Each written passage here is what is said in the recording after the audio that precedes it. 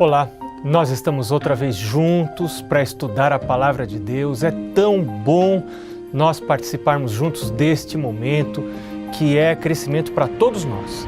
É um crescimento para mim, eu espero que esteja sendo um crescimento para você, porque sempre que a gente toma esse livro nas mãos para estudar, bênçãos acontecem, bênçãos são derramadas sobre a nossa vida e através da gente alcançam outras pessoas. Por falar em outras pessoas e alcançar outras pessoas, eu quero relembrar você da importância de você participar como um missionário de Deus através do Facebook do Lar e Família.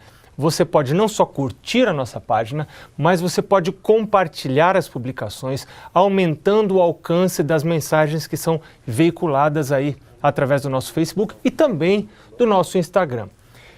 Mas se você quiser visualizar os programas anteriores, você deve entrar no nosso blog aqui da Novo Tempo e claro, dentro do site do Novo Tempo está o blog do programa Lar e Família.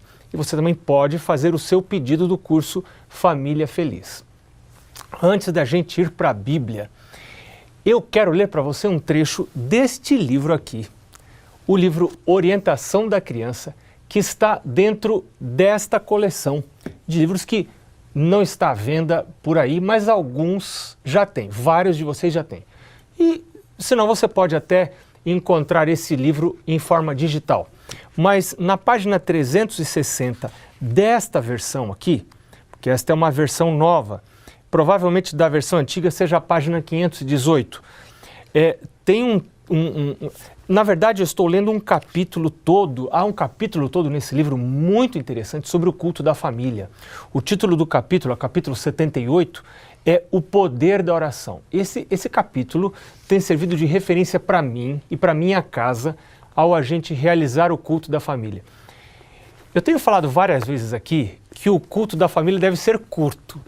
Tem gente que acha, eu sei que tem gente que acha que o culto da família, o culto familiar deve ser grandão, porque se é para Deus, então deve fazer bem grandão e um culto comprido. Mas os filhos não aguentam, as pessoas não aguentam. E orações públicas longas cansam até os anjos. Então, escuta uma coisa, neste capítulo aqui, é neste capítulo que nos é dito que o culto da família deve ser bem curto, mas ele deve ser constante, ele deve ser todos os dias, e ele deve ser 2 vezes ao dia. Isto é muito importante para a nossa vida em família. Isso regra as rotinas da casa. Isso atrai bênçãos espirituais, mas existem também bênçãos relacionais. Agora, olha aqui a opinião da autora. A autora desse livro, eu respeito muito, não a ela, mas a origem desses escritos. Ela diz aqui, na página 360 dessa versão, 518 da versão anterior, diz assim: não sei de nada que me cause tão grande tristeza como um lar sem oração. Ela está querendo dizer um lar sem o culto da família. E ela continua dizendo: eu não me sinto segura em uma casa assim, nem uma noite sequer. Porque ela viajava muito e naquela época os hotéis não eram muito comuns. Você tinha que ficar na casa de irmãos da igreja, de pessoas, familiares, quando não haviam familiares, outras pessoas. E ela dizia: se não fosse a esperança de ajudar os pais a reconhecerem sua necessidade e sua triste negligência, eu ali não permaneceria. Os filhos mostram o resultado dessa negligência, pois não têm o temor de Deus. Eu acho muito significativa essa declaração, porque essa autora diz, inspirada por Deus, eu creio que é inspirada por Deus, ela diz que não se sentia segura numa casa em que não havia culto da família. Por que ela não se sentia segura em uma casa em que não havia culto da família? Porque o que torna uma família cristã é o culto da família. É através do culto que os pais dizem de maneira formal para os filhos e para o universo, para os anjos de Deus, para os anjos que não são de Deus também, nós queremos servir ao Senhor. Quem comanda esta casa é o Senhor. Deus tem o controle das coisas dessa casa. Isso é muito sério, isso é muito importante, e isso influencia toda a rotina, toda a dinâmica, toda a economia da casa. Tudo que acontece na casa vai ser influenciado pelo culto da família. E o final do texto diz que os filhos revelam, a vida dos filhos vai revelar se numa casa tem culto da família ou não tem culto da família. Parece uma coisa simples, mas não é simples. A gente, para ter culto da família em casa, precisa não só de uma decisão firme, a gente precisa de um milagre de Deus. Mas Deus é especialista em milagres e Ele pode responder orações. Então, se você quer estabelecer o culto da família em sua casa, ore a Deus, peça ajuda a Deus. Pode estar alguém aí me perguntando, e a gente não entrou no assunto de hoje, né? Mas deixa eu aproveitar, porque esse assunto é muito importante. Pode alguém aí estar perguntando, como a gente faz o culto da família? Olha, lá em casa, pela manhã, hoje nós fizemos o culto da família em casa. Nós acordamos até um pouco atrasados, mas a gente, se preciso for, deixa de comer, mas não deixa de fazer o culto da família. O culto é mais importante do que trabalho. Se for preciso perder o trabalho, a gente perde o trabalho para fazer o culto da família. Apesar de que não precisa perder, é só você acordar na hora correta e você faz o culto em 5, 7 minutos no máximo. É um culto Caleb. Alguns sabem, alguns entendem o que é isso. Caleb é um projeto de voluntariado, um projeto missionário e a ação que representa o Caleb é essa aqui. Então a gente brincando diz que o nosso culto é um culto Caleb porque é um culto deve ser de 5 minutos. É um alvo que a gente persegue. Claro que nem sempre é possível você fazer em 5 minutos, mas é para a gente entender que o culto deve ser realmente rápido. Então, o que você faz no culto? Hoje de manhã, o que a gente fez?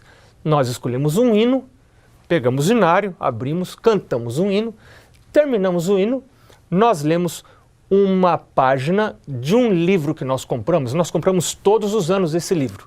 Esse livro se chama Meditações Diárias. Então, nós lemos a página referente ao dia de hoje desse livro, que inclusive esse ano está muito interessante mesmo, tem a ver com a história da igreja. Então sempre tem um verso da Bíblia e um comentário embaixo. A gente leva quanto tempo para ler essa página? Uma página tem o quê? Quantos parágrafos? Vai ter aí 5, 6, 7 parágrafos? Você leva 3, 4 minutos para ler isso, mais uns 2 minutos para cantar. Terminamos de ler, fazemos uma oração juntos. A gente pergunta se alguém tem algum motivo especial para orar. Nós também já temos alguns motivos que são motivos da família para orar. Nós estamos orando por algumas pessoas. Então, este é o momento da oração. Nos levantamos da oração, cada rato para o seu buraco. Vamos pôr a roupa, vamos tomar o desjejum e vamos cuidar da vida e vamos correr, porque a vida não para. Mas a vida, a rotina da casa precisa começar com o culto da família. Isto é muito importante. Então, se você quer saber mais sobre culto da família, você pode ler este livro, Orientação da Criança. Eu prefiro o livro físico, mas se você não tiver acesso ao livro físico, é melhor ler no livro físico. Existem pesquisas mostrando que você compreende mais, você aproveita mais quando você lê no livro físico. Mas se você não tiver acesso ao livro físico, há versões gratuitas que você pode baixar da internet, você pode ler esse que é o capítulo 78 do livro Orientação da Criança. Mas leia o livro todo, porque esse livro vai fazer a diferença no futuro dos seus filhos. Agora, ponto final nessa breve introdução, que foi quase o programa todo, foi quase o primeiro bloco todo do programa de hoje, e vamos para a Palavra de Deus, porque o nosso objetivo aqui no programa Lar e Família é estudar a Bíblia, que é a Palavra de Deus, que nos torna sábios para a salvação. E não só para a salvação, mas para esta vida também. Bom, salvação já começa nessa vida, né? E eu quero relembrar a você o texto base que nós temos usado até agora, que está no capítulo 1 de Romanos. Hoje nós já estamos passando para o capítulo 2, mas no capítulo 1, verso 16, Paulo diz: pois eu não me envergonho do Evangelho, porque ele é o poder de Deus para a salvação de todo aquele que crê. Você crê? Então o Evangelho é o poder de Deus para você, mas você tem que ter contato com o Evangelho. Evangelho quer dizer boas novas. estritamente falando, os evangelhos são aqueles 4 que você conhece: Mateus, Marcos, Lucas, João. Mateus, Marcos, Lucas, João. Claro. Agora, de maneira mais ampla, toda a Bíblia é constituída de boas novas, de que Deus ama. O nosso Deus amou o mundo de tal maneira que deu seu Filho.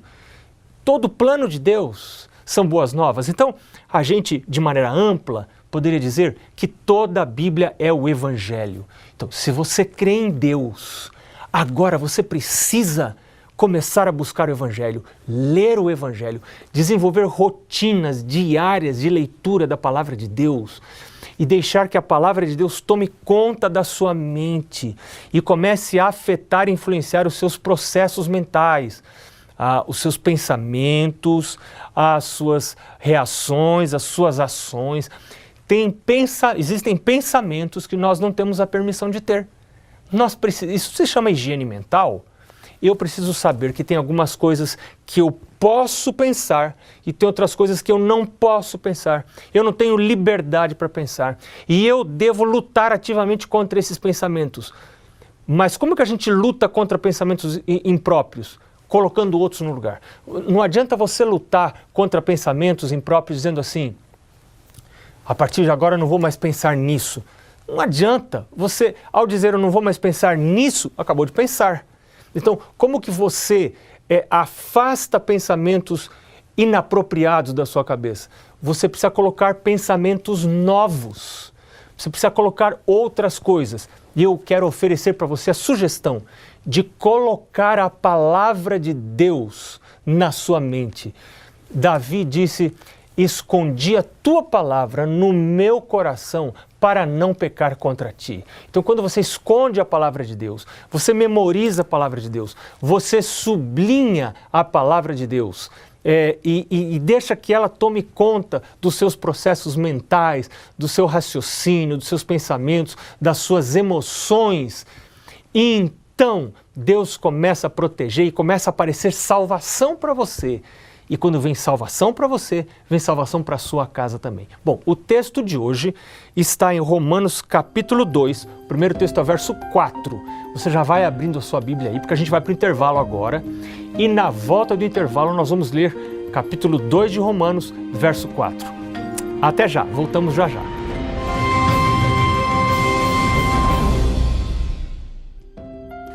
Foi rapidinho, não foi? Já estamos de volta para o segundo bloco do programa Lar e Família. Nós estamos numa série sobre o livro de Romanos.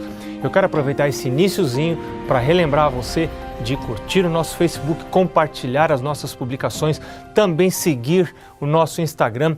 E se você quer acessar programas anteriores, você deve entrar no blog do programa Lar e Família, lá no site da Novo Tempo.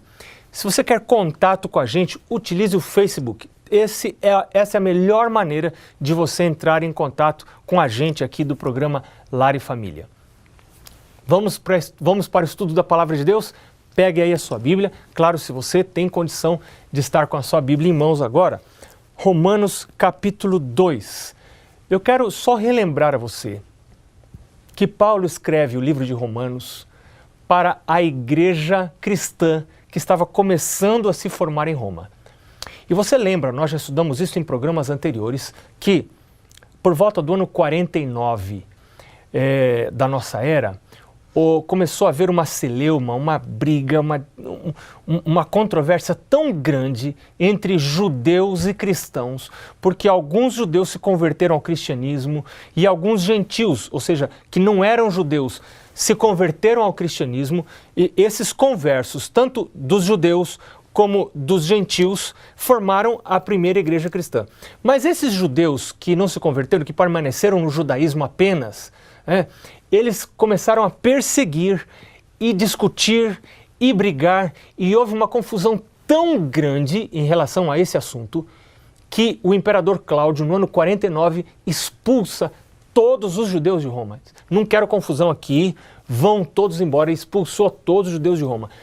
Quais os judeus tiveram que sair? Saíram os judeus que não eram cristãos e saíram os judeus que eram cristãos. Ainda continuavam sendo judeus, tinham todos os costumes judaicos, todas as festas judaicas, os ritos de purificação judaicos, mas eram cristãos. Junto na igreja havia um grupo que não era judeu, eram gentios. Eles não respeitavam as festas judaicas, eram cristãos, frequentavam a igreja, observavam a lei de Deus, mas não eram judeus. Então, esses judeus aqui saíram com a expulsão de Cláudio no ano 49. Só que no ano 54 volta todo mundo para Roma. E agora esses judeus que eram cristãos voltam para a igreja e encontram a igreja administrada, controlada, liderada por gentios. E aí eles entram e começa a haver um certo mal-estar, acusações mútuas, e nós vamos ver isso no decorrer do nosso estudo do livro de Romanos. Algumas acusações. E Paulo, então, escreve a carta aos romanos para tentar harmonizar essas desavenças, minimizar esses problemas, essas diferenças entre esses dois grupos dentro da igreja de Roma. Nós não vamos nos ater muito a essa confusãozinha que eles tiveram ali na igreja de Roma, né? Essa briga aí dos crentes. Não, e nem foi briga, foi na verdade uma dissensão entre eles. E Paulo os ajuda a resolver essa dissensão. Nós vamos pensar do livro de Romanos alguns textos que são importantes para nós que estamos estudando assuntos de família, de casa, de lar, de filhos, de pai, de casamento, de coisas relacionadas à família. Então nós vamos pensar alguns textos que nos servem de princípios importantes para a vida em família. Aqui no capítulo 2, o resumo do capítulo 2 é Paulo falando contra a hipocrisia de judeus que acusavam os gentios de não praticarem os seus rituais, as suas cerimônias, mas lá no fundo muitos deles não tinham um coração santificado. Então Paulo está dizendo, olha, cuidado com a hipocrisia. Você acusa que os outros estão errados, você diz que os outros estão errados, mas você também erra. Talvez você esconda melhor os seus erros, mas você também é uma pessoa errada. Então você é indesculpável diante de Deus. Este é o resumo do capítulo 2. E eu queria destacar alguns textos, que agora sim nós vamos estudar esses textos, porque esses textos estabelecem princípios que regem relacionamentos. O primeiro desses textos, que é um texto que eu sugiro a você que marque na sua Bíblia, é o texto de Romanos capítulo 2, o verso 4. Este texto é importante. Esse texto é muito importante. Eu vou repetir, esse texto é extremamente importante porque ele pode fazer a diferença nos seus relacionamentos. Você está enfrentando um problema com o seu cônjuge ou você está enfrentando um problema com seus filhos, os seus filhos estão errados, os seus filhos estão agredindo você de maneira injusta, tomara que não seja justa. Às vezes, quando é justo, a gente também não reconhece, a gente não enxerga. A gente, quando está dentro do quadro, não consegue ver o frame, né? As bordas do quadro.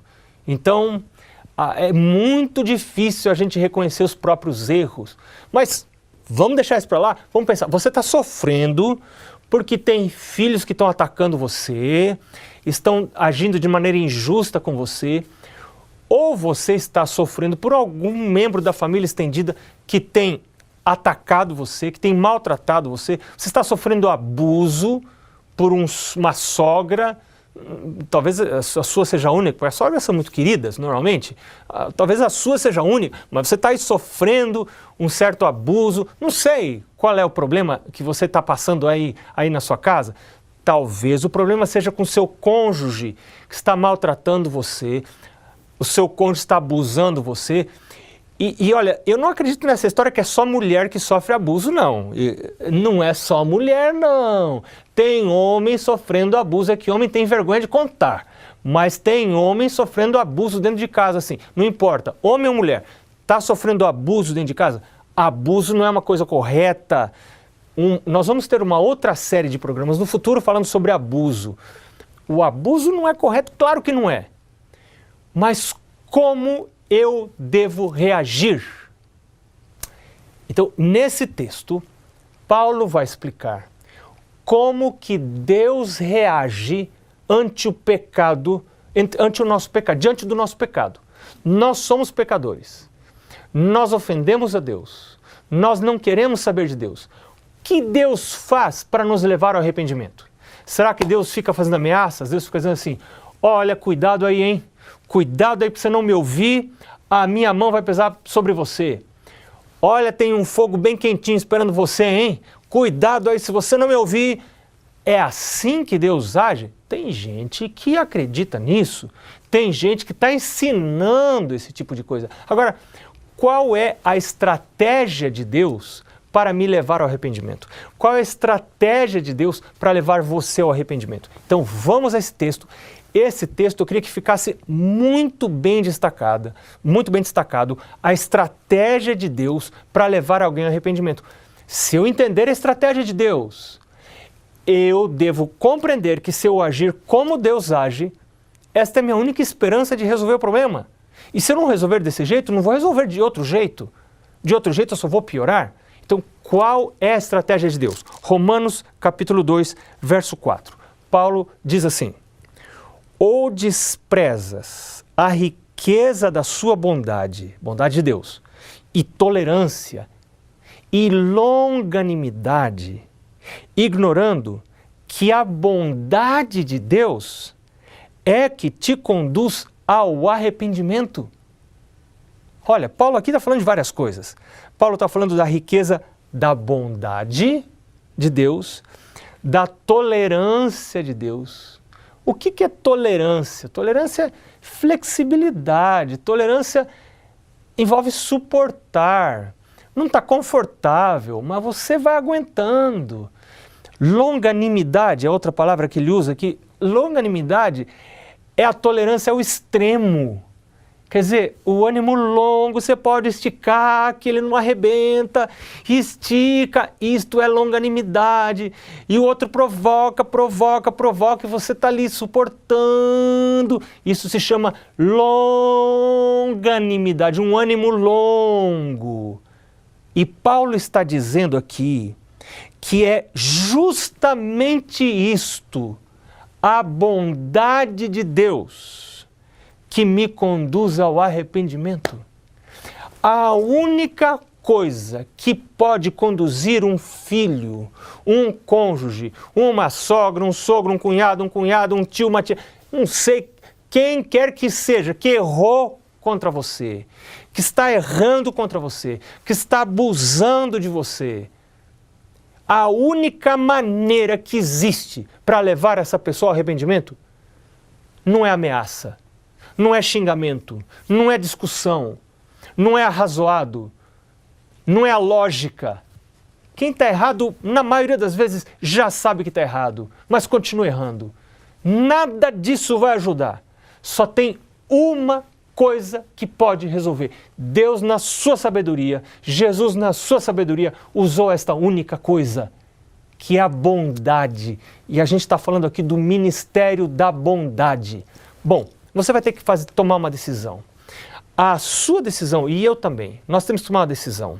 Quando nós somos confrontados com as fraquezas, os erros, os abusos que a gente sofre por parte das outras pessoas.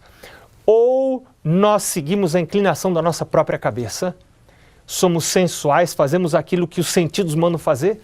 Se eu reajo de acordo com os meus sentidos, porque a minha vontade é vingar, a minha vontade é tomar um tapa, dá 2, dá 3. A minha vontade pisou no meu pé, eu piso 2 vezes no seu.